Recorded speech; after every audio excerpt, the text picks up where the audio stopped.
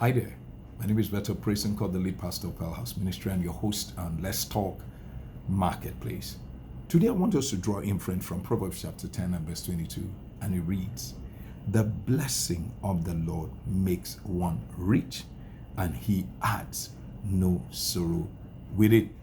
From this scripture, we can safely conclude that true riches is as a result of the blessing. In other words, we can trace through wealth to the personality called the blessing.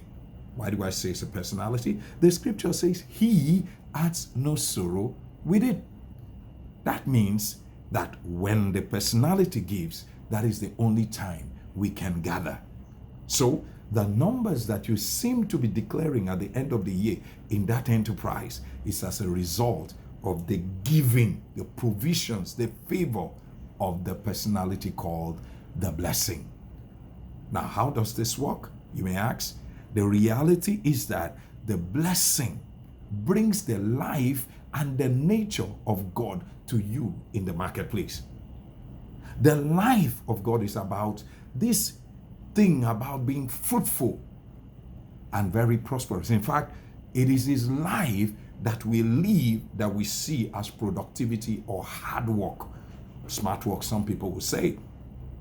The other aspect is that the nature of God that He brings to you is the nature of righteousness, which can be explained as number one, integrity, and the other, accountability.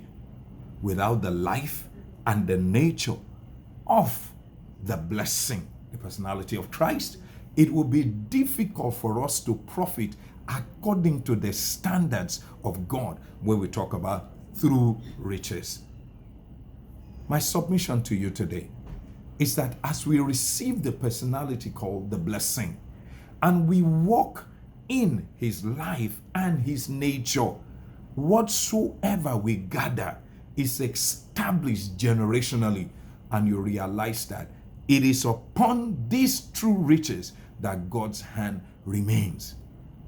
We may say, but unbelievers, they are rich.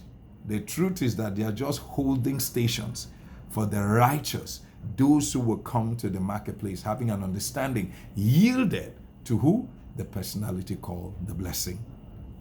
This is my